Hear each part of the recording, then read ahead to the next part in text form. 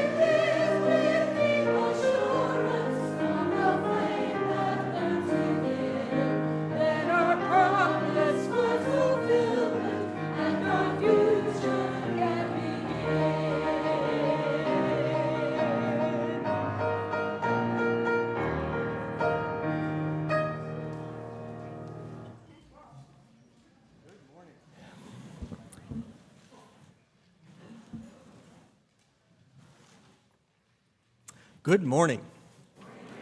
Welcome to our Sunday services, whether you're with us on Zoom or you're here in person. We're glad you're here. I'm Roger Jones, happy to serve UUSS as one of the ministers, along with my colleague, the Reverend Lucy Bunch. Today, Lucy is preaching sermon number 2 in her series called Missionaries. And this has 15 episodes and has just been picked up by YouTube. We're very proud. But before it goes on YouTube, there will be a discussion of both sermons, and that will be next Sunday morning at 9:30 in the Foz classroom. Would Peter or Lou Bishop, our facilitators, please rise? There's Lou right there. Thank you. Okay. All right. Will he be here next Sunday? Okay, good. And you can find, if you missed last Sunday's sermon, you can find parts 1 and 2 on the sermons page of our website. Today is the seasonal start of Soup Sunday. Our cooks and servers today are from the Community Garden Volunteers, and we thank them. All ages are invited to stay for soup, bread, and a cookie. There's no set cost, but voluntary donations are welcome. And if you're familiar with Soup Sunday already, would you raise your hand? And there are other people who are not familiar with it, so would you help newcomers find where to line up after the service, which is going to the left after you leave the sanctuary and down that hallway back there, and you can point out the whiteboard that has the menu for the day on it. You may get acquainted over soup in the welcome hall or on the patio, or you can come back here in this room for a discussion of the California ballot propositions. Ballots will start arriving in mailboxes this week, and there are some tricky and important questions on them, including Proposition 5 and Proposition 36 and others. So join folks here for the conversation, for the forum. And speaking of elections, our UU the Vote volunteers are out there. There are 1,500 postcards that need to go out by the 17th. So if you'd like to write some postcards, you are welcome to stop by the table. They're going to people in swing states, encouraging them to vote. And donations of stamps or money for postage also can help this project. Speaking of elections, again, if the election season has got you nervous, you can come and dance your heebie-jeebies away at our all-ages dance party, which is on the last Friday of this month, with live music by the band No Divas, which includes some people we know. And the dance will follow this month's all-ages potluck, which we call Friday Family Dinners, October 25.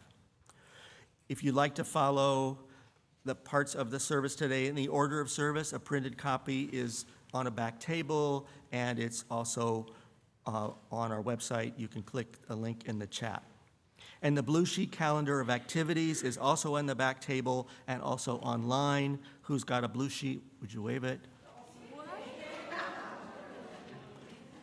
Today, it's pink, and I'm sure it will become a collector's item. Pink is the color of what animal? Flamingos, which is the patron saint of our auction event, our service auction party, the Fall Flamingo. And you can find out more about it at this address, uuss.org/auction. You can buy your tickets. They are now on sale.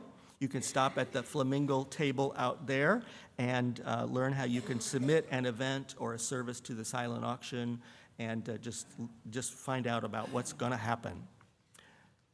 So if you are new to UUSS, we extend a special welcome, and we invite you to fill out a newcomer's card at the welcome table after the service. That will enable us to connect with you, and our weekly message will come to you by email every Friday afternoon, so you can find previous ones on the website. Next Sunday after our service is our monthly newcomers orientation with a tour of the campus, and childcare is available during the orientation. It lasts about an hour, and you can meet Sandra Navarro at the welcome table next Sunday about 11:45.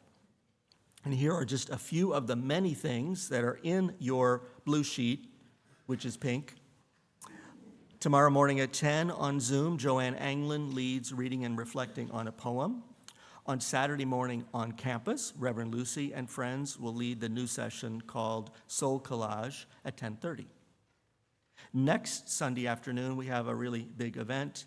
It is at 2 o'clock. It's a fundraising concert of world music, featuring 3 vocal ensembles, including our choir, instrumental ensembles reflecting various cultures of the world. This 2 o'clock fundraiser is hosted by the Refugee Support Team, which is also collecting donated items, planning for the colder months to come. And this is all in support of 5 Afghan refugee families that we have been supporting. And you can visit the table today near the front door to get a ticket for the event or to find out how you can be involved. Now, yes, dear.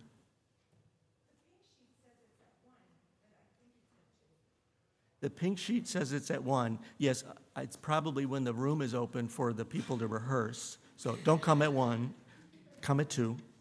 Thank you. Please check your cell phone, make sure it's on silent mode, and that alarms are off. We do this to help everyone be more present and mindful in the service. And if a neighbor's device should go off during the service, please be kind and help them in solving the problem. If you're attending by Zoom today, after the service, we have 22 minutes of conversation in a smaller breakout room. Sorry, no soup. During the music for centering, you are invited to come forward to light a candle of joy, sorrow, or hope and you may fill out a prayer card to let the ministers know of your news and whether it may be spoken in the joys and concerns. Now let's receive the music for centering.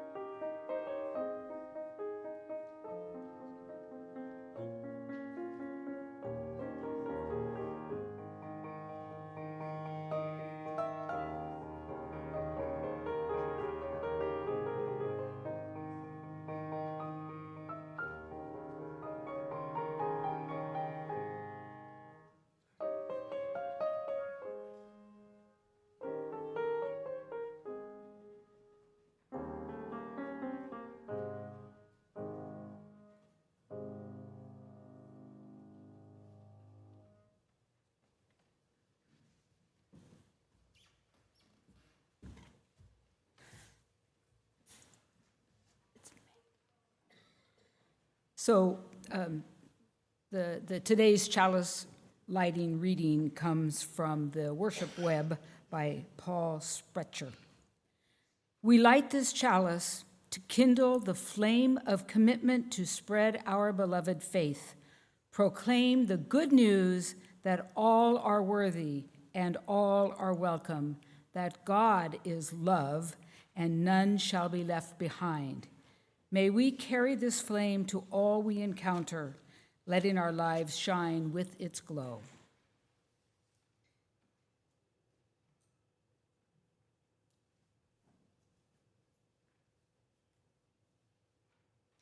And our chalice lighter today is Meg Burnett. Thank you.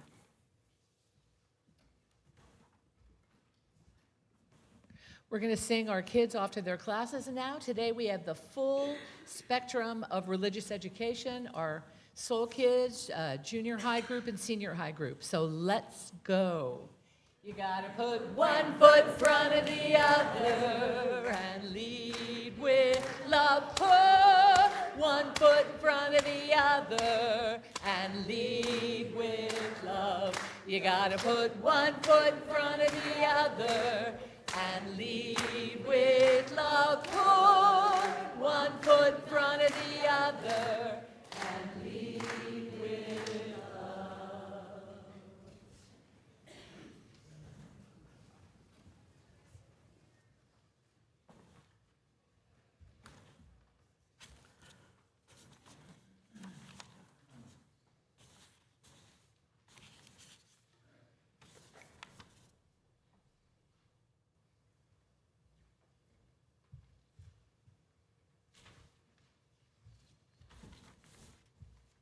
I know some of you think my prayers are spontaneous, but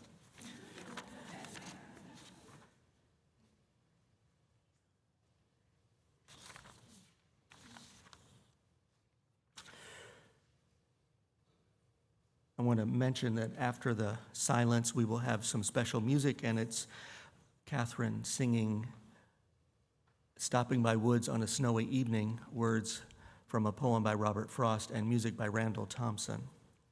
The road not taken. Oh, that makes a difference. The road not taken. Sorry. Guess I was thinking winter today. This is a caring community, and we reflect this in our sharing of joys and sorrows, hopes and prayers. If you have news for a future Sunday, you can let the ministers know by clicking the link in the Joys and Sorrows section of this Friday's email message, or you can contact us directly. First, some joys to mention. This is the week of Rosh Hashanah, the Jewish New Year, which commemorates the creation of the world. We say Lashana Tovah to those in our congregation and the wider community who are observing these high holy days, which conclude on Yom Kippur next Saturday. Another joy, our member, Patty Nogales, has let us know of the joyful wedding of her son, Alex Ozdemir, yesterday to Veronica Rivera. Alex and his sister Zoe grew up in this congregation, and we send blessings to them and to the whole family.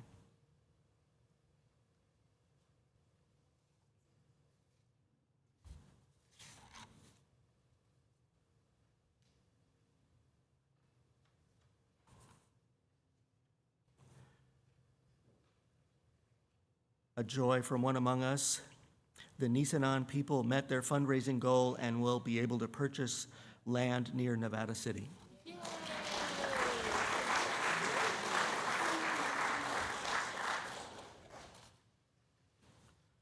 And Peter Killian is letting us know what is both an occasion for gratitude as well as a sorrow, that his wife's sister, Beth Smoggy, who passed away a few months ago, her celebration of life will be October 19 at 3 p.m. And there's flyers at the connections table with the address. And we have a number of sorrows. Dave writes that he is missing his 2 Halloween birthday puppies.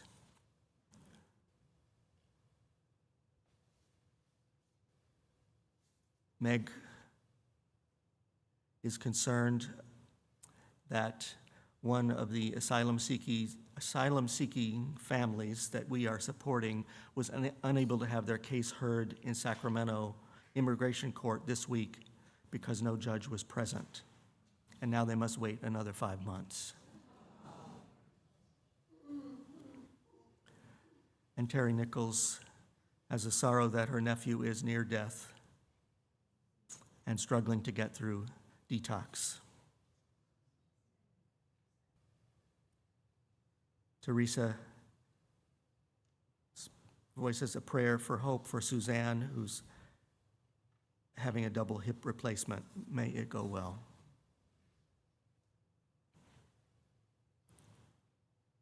And Lauren writes, I wish to remain fair and to listen to all sides during this election time.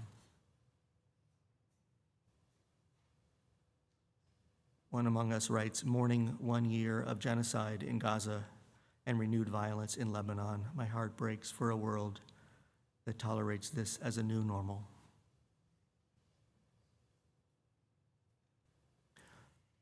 Also,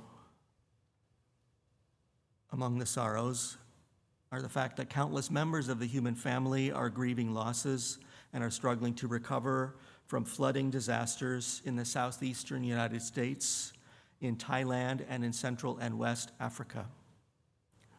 On the first, and as we heard, on the first anniversary of the Hamas attacks on Israel, loved ones are longing to free the remaining hostages as Israeli bombings continue to destroy buildings and kill families in Gaza.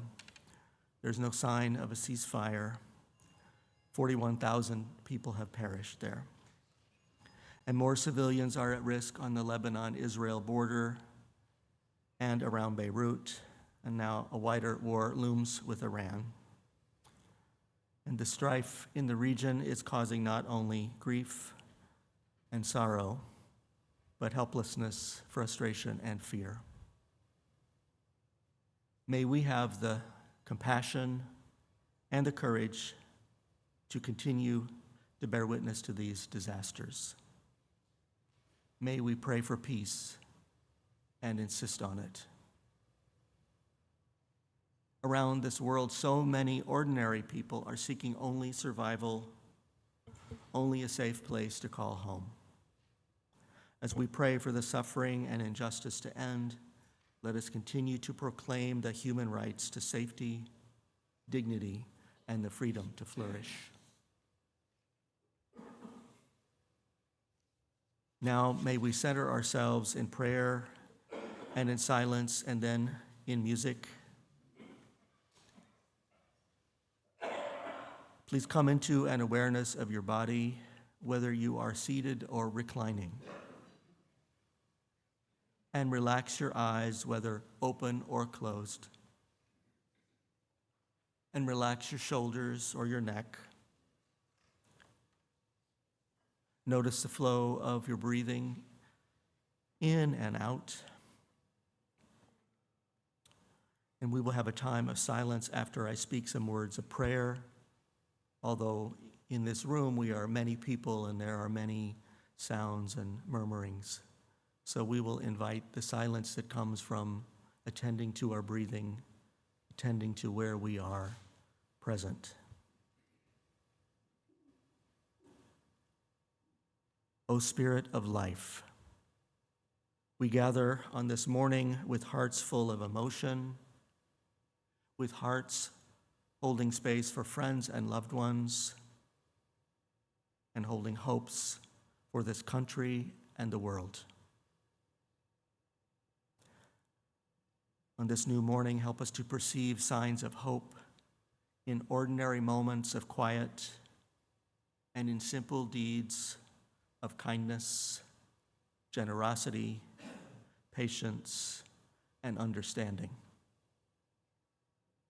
Help us to share love, strength, and hope with one another and with others beyond these walls. On this new day, show us the beautiful glimpses of life amid the beauty of this world. O Spirit of life, let us find hope and reassurance as we renew our connections to all members of the human family and to all beings who share this planet with us. So may it be. Blessed be, and amen. Now let's take some time of silence.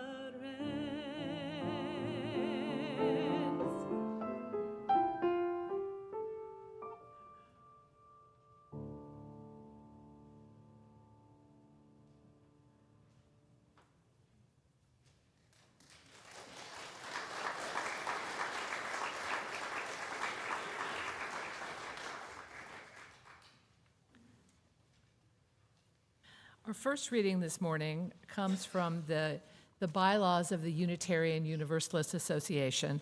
This is Article 2.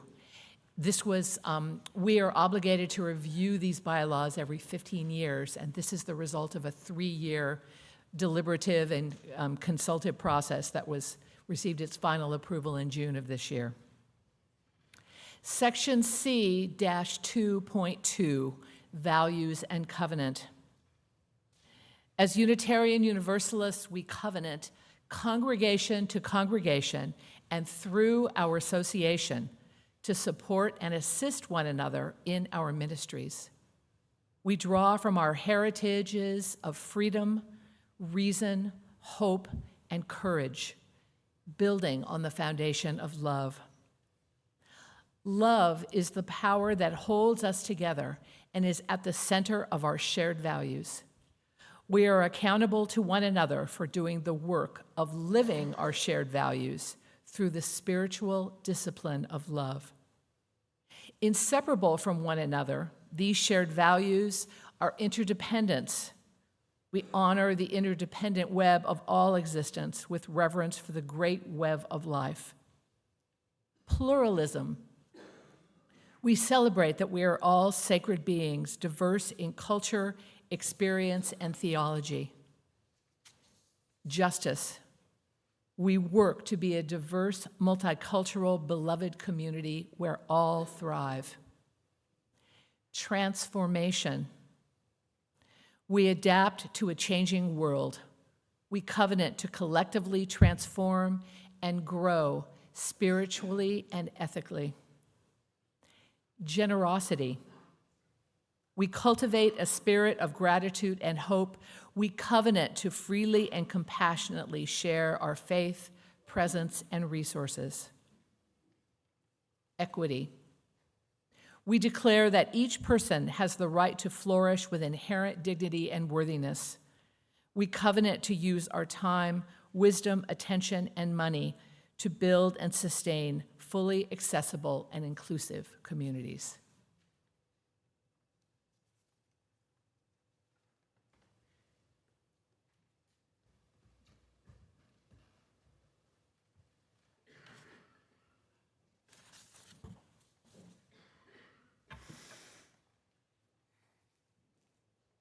I love bats. Do you know that bats are the only mammals that have evolved for true flight? Mammals all share similar anatomy. The bone structure of our skeletons and our internal organs and physiology are remarkably similar in all mammals. Bat wings are made up of little arm and middle arm bones and the ends of their elongated fingers or phalanges give them flight. Why am I talking to you about my love of bats? Well, on September 5th, I read an article in the New York Times reporting on a research article from Science about an association between bats and infant mortality. Bats in Northern America consume nearly half of their body weight in insects every night. Farmers have learned that few pesticides are needed for miles around resident bat populations. Unfortunately, the Northern Hemisphere bats are dying from white nose syndrome, which is a fungal infection that began spreading across the United States in 2006. Without the bats eating the insects, farmers have increased their use of pesticides. When farmers increase pesticide use by 31%, infant mortality rose by 8%. The research reported in the journal Science linked a strong correlation between the increased use of pesticides and an increase in infant mortality. Katrin Einhorn entitled her New York Times article as "Surprising New Research Links Infant Mortality to Crashing Bat Populations." I found that research shocking. Our Unitarian Universalist faith lifts up interdependence as one of our core values.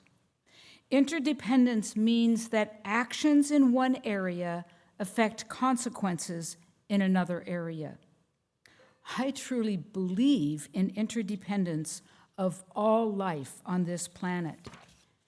An increase in infant mortality when the loss of a resident bat population leads to an increase in pesticide use is but one dramatic example of how life is interdependent. My life is shaped by my belief in interdependence as I try to modify my impact on the world. As gardeners, we avoid pesticides and have planted our yard with insect and bird-friendly pollinators. We seek to minimize plastic and avoid contributing to our landfill. Our diets have shifted to a more plant-based to decrease the reliance on animals raised for food and the subsequent impact of grazing on the earth. Being a Unitarian Universalist has become central to my identity. And I rejoice that our faith has redefined our principles and purposes by putting love at the center with 6 interconnected values. And Unitarian Universalists are active in supporting all diversity of life on this planet. Bats, bees, birds, babies, all life is precious and interdependent. And may every living thing be supported to grow and flourish, and may UUs be at the forefront.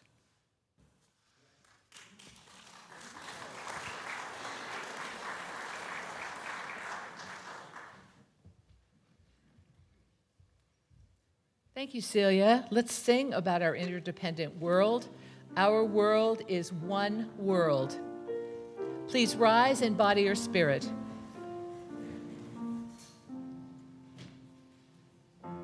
Our world is one world. What touches one affects us all. The seas that wash us round about, the clouds that cover us, the rains that fall. Our world is one world. The thoughts we think affect us all. The way we build our attitudes with love or hate we make a bridge or wall. Our world is one world. Its ways of wealth affect us all. The way we spend, the way we share, who are the rich or poor, who stand or fall. Our world is one world, just like a ship that bears us all, where fear and greed make many holes, but where our hearts can hear a different call.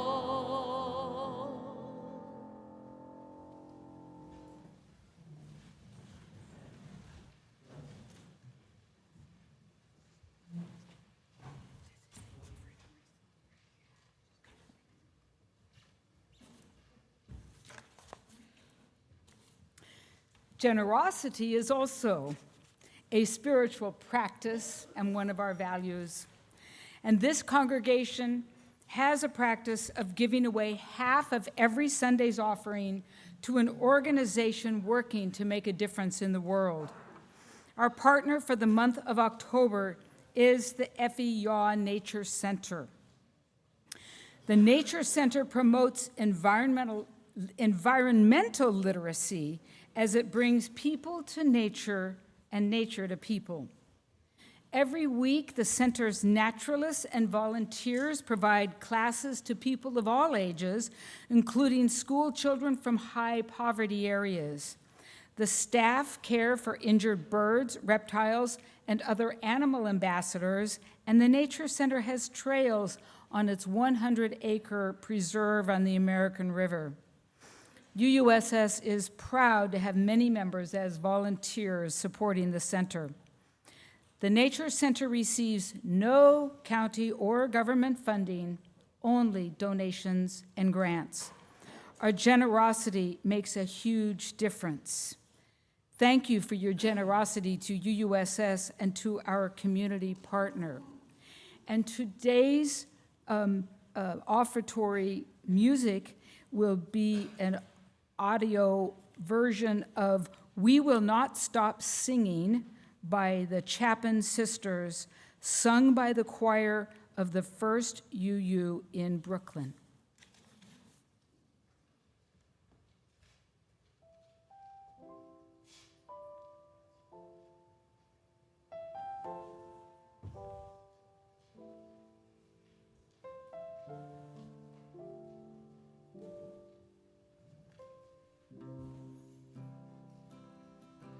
We will not stop singing. We will not stop singing. We will not stop singing till the world can hear the song, till the world can sing along. We will not stop marching. We will not stop marching. We will not stop marching till the world can hear the song, till the world can sing along. Till the world can sing, till the world can sing, till the world can sing along. Till the world can sing, till the world can sing, till the world can sing along. We will not stop praying. We will not stop praying. We will not stop praying till we all can get along, till the world can sing our song. We will not stop shouting. We will not stop shouting. We will not stop shouting. Shouting right from wrong till the world can sing our song. Till the world can sing, till the world can sing, till the world can sing along. Till the world can sing, till the world can sing, till the world can sing along. We will not stop singing. We will not stop singing. We will not stop singing till the world can hear our song, till the world can sing along.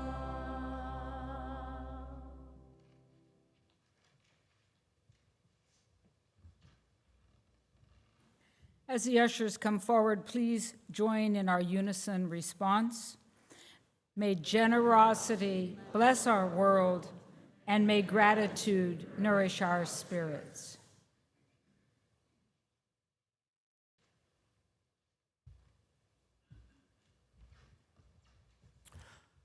Our second reading this morning is from the book Love at the Center, Unitarian Universalist Theologies, plural. And it's by the Reverend Dr. Sophia Betancourt, who in June was elected president of the Unitarian Universalist Association of Congregations.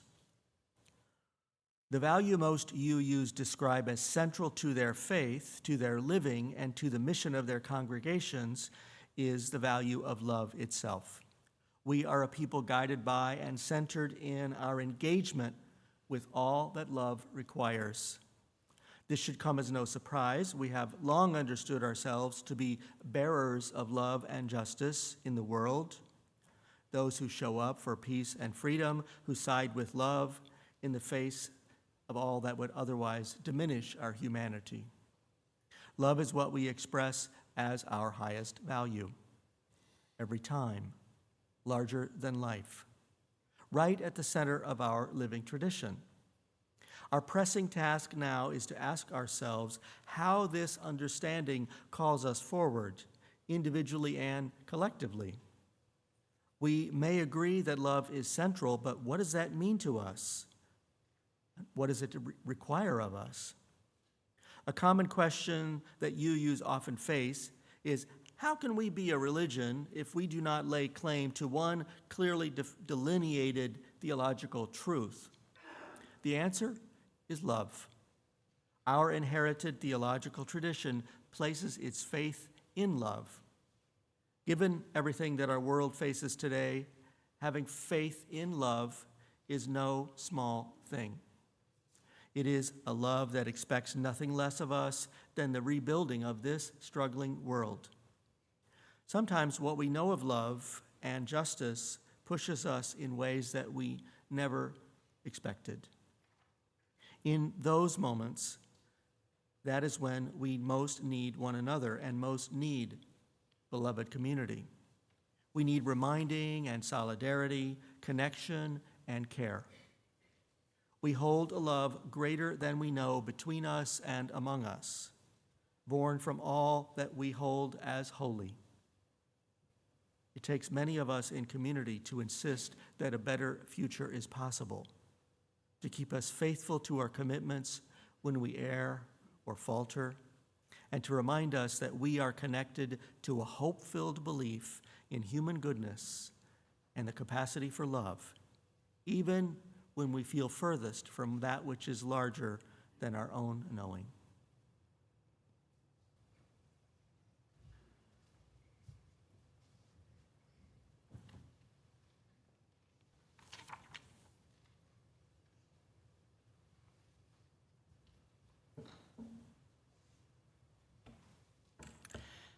Those of you who were with us last Sunday in Missionaries Part 1, there's only 2 parts despite what Roger says. If you were here last Sunday, you heard me give sort of an overview of missionary efforts by the world religions and give a few particular examples of people who've really lived the missionary spirit. But the key of that first sermon was when I asked you to consider the question, what motivates people to be missionaries? I said last Sunday that people are motivated by the power of the beliefs that have made a difference in their life. And they have a desire to share with others so that others can benefit. I imagine that in some way each of us can relate to this idea. Even if we're talking about a restaurant or a book or a medical cure or even a church. We say to our friends, let me tell you about this thing that I love, this thing that has made a difference for me. In this way, we are sharing what is important to us, not unlike a missionary sharing their beliefs. For the things that we care deeply about, we all have a bit of that missionary spirit in us. At the end of last week's sermon, I said that today I would reflect more deeply on the question of what it means to be a UU missionary in the 21st century. So here we go. To be a missionary, a UU missionary in the 21st century, requires an appreciation for the powerful message of our faith from both our Unitarian and our Universalist heritage. Those of you who know the history of our denominations know that we descended from the Calvinist faith that was transplanted from Europe, but we were the black sheep of that family. We were the heretics who spoke out against some incredibly negative ideas, namely that humans were born depraved and only a select few would be redeemed by God. All others would be subjected to eternal suffering in hell. This was a common Christian belief in the 18th and 19th centuries, and this was what spurred our denominations to be engaged. And they responded in two ways, the Unitarians and the Universalists, to this dreadful theology. Dreadful because everybody was afraid of going to hell.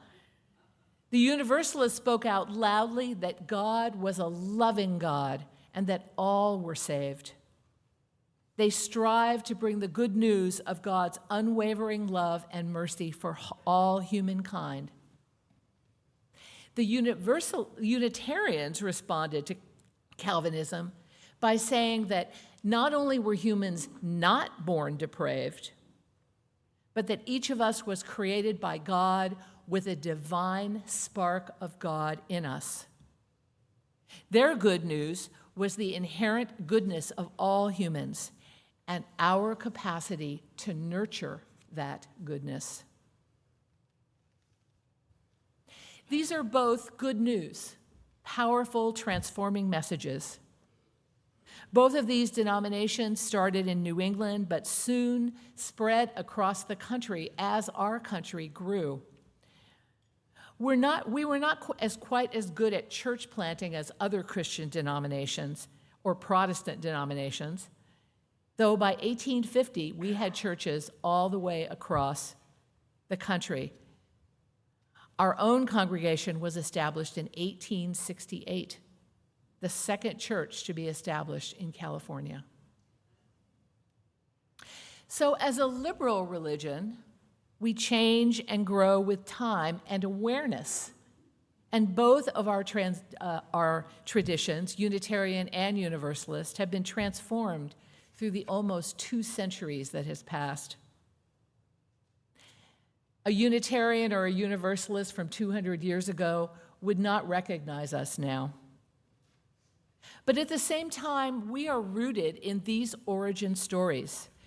You hear it in the new denominational values statement that I read earlier in the service. The powerful good news message is part of who we are as Unitarian Universalists, now in our time.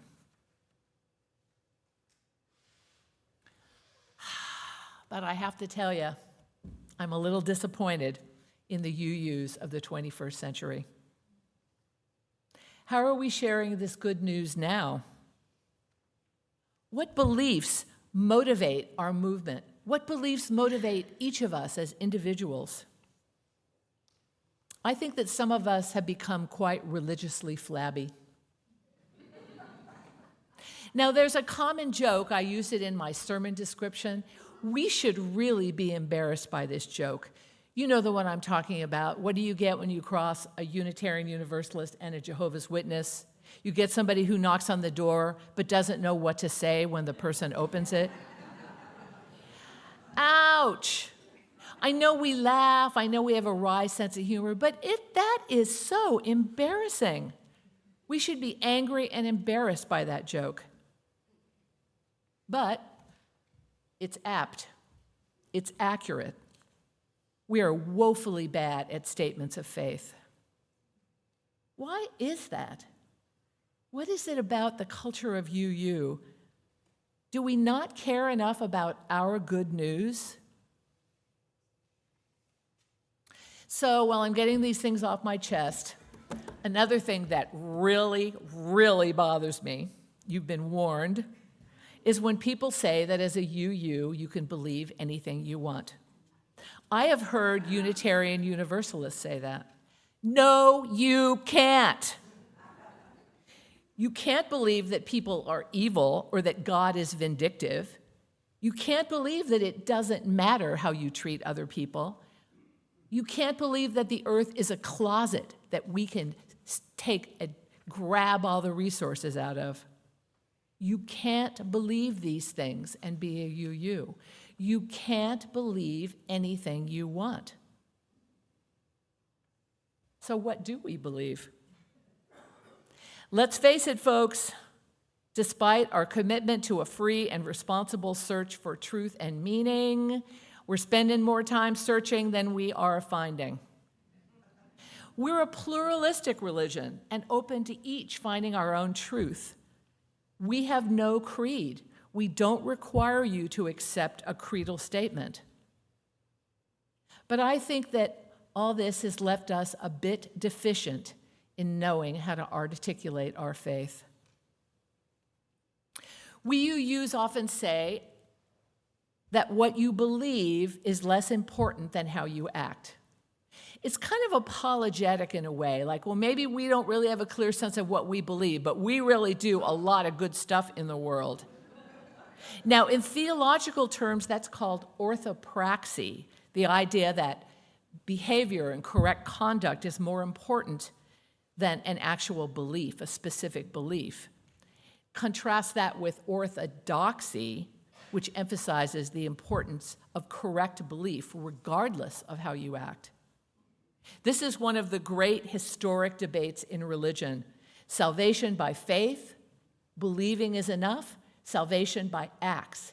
You have to do something to make a difference. So the question that has been debated for centuries, what's more important, what you believe or what you do? To this false dichotomy, I say hogwash. It is not one or the other. Both are required. What you believe is critical because it is the engine of what you do. As religious people, we must believe something that sustains us, grounds us, and provides a wellspring for living a meaningful life, especially now. These sustaining core beliefs are necessary to withstand the times we are living in, but really not to just withstand them, but to thrive, to be someone who shifts the narrative in our hurting world. Our former UUA president, Susan Frederick Gray, would say, "This is no time for a casual faith." You're damn right, Susan Frederick Gray. And you heard in our reading from our current president, Sophia Bettencourt, say, "Given everything our world faces today, having faith in love is no small thing. It is love that expects nothing less of us than rebuilding our struggling world."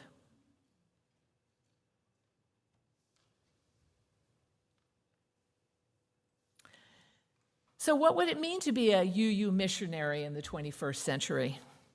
So I'm not going to ask you to go door to door. I'm not going to ask you to plant a church. You can do any of these things if you want to.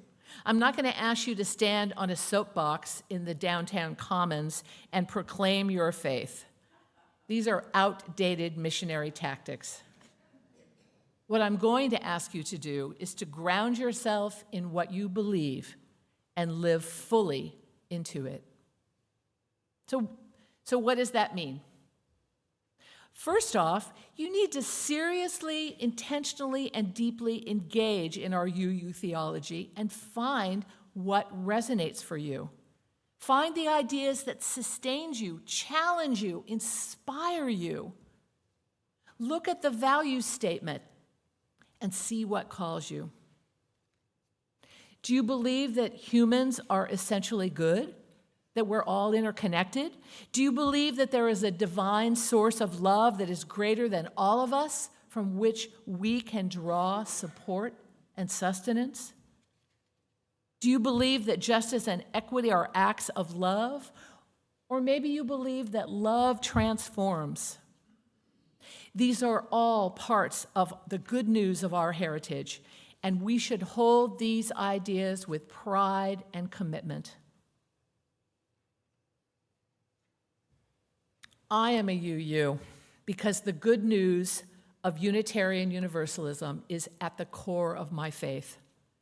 I believe that humans are inherently good, but that trauma and shame make some people act in ways that are harmful and sometimes evil. I believe that we are all interconnected and that we are co-creating the world by our actions and our non-actions. I believe that love is the most powerful force in the universe. It is the essence of God and the divine spirit that is in everything. I believe that we have a choice of what kind of world we want to create, and I choose to use love as my inspiration and my guide. What about you? Can you find your core belief and own it? Take it into your body, into your mind, and your heart? Can you find what inspires and grounds you and makes you want to make a difference?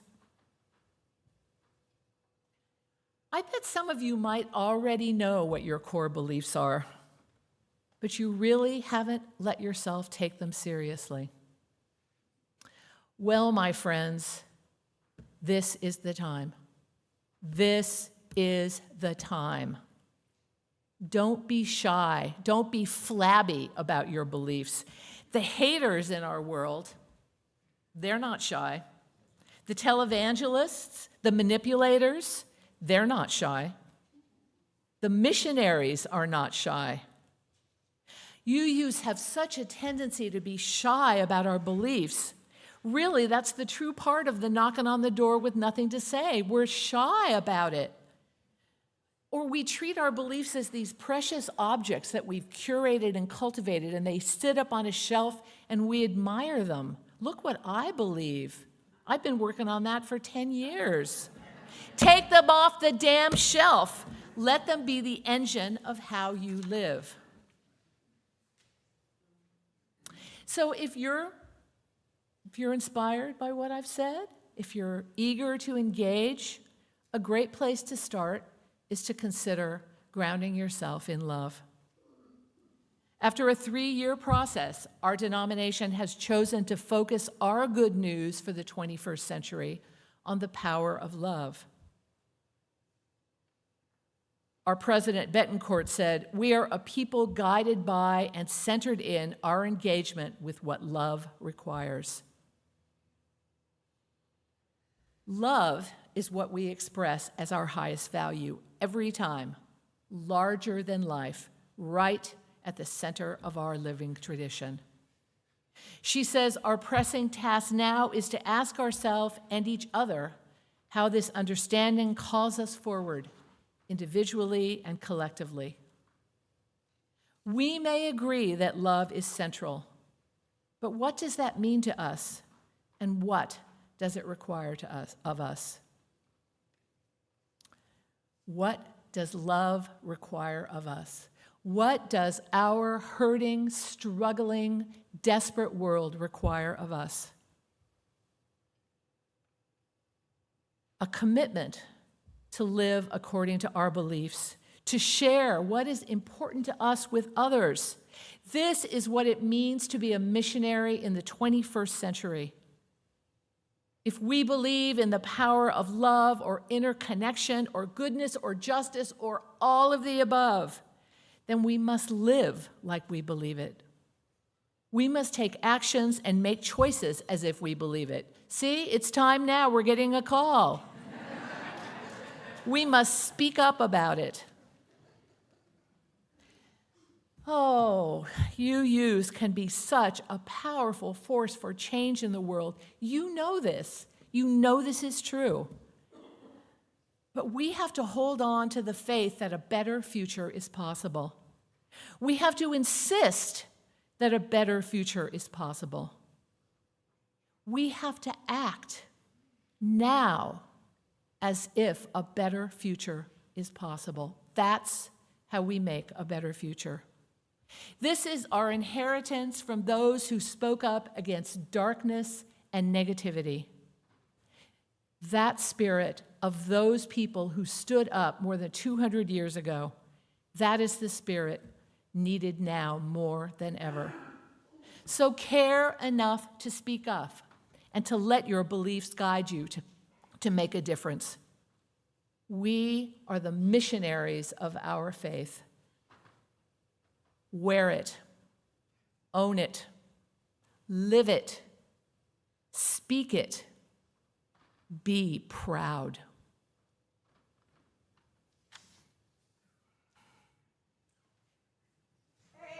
Oh.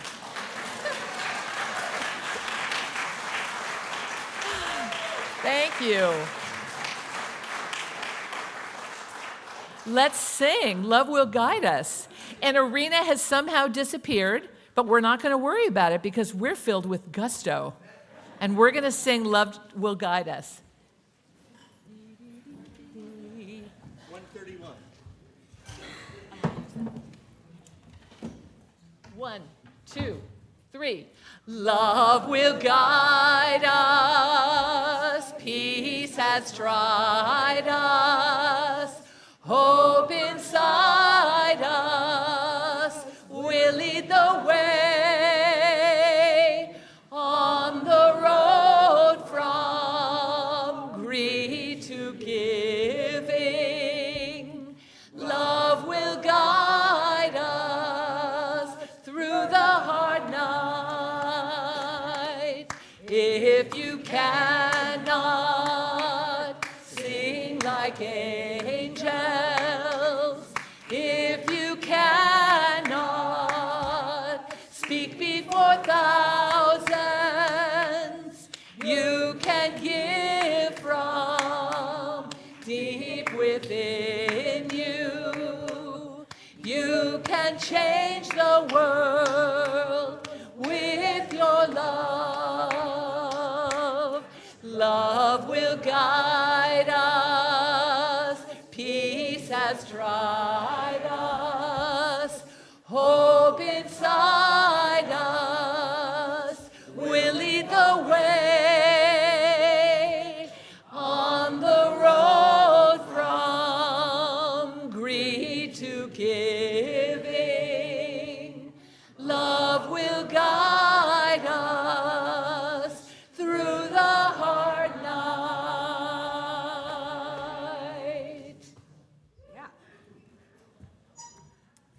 As we prepare to extinguish this chalice, please join in speaking our shared intention.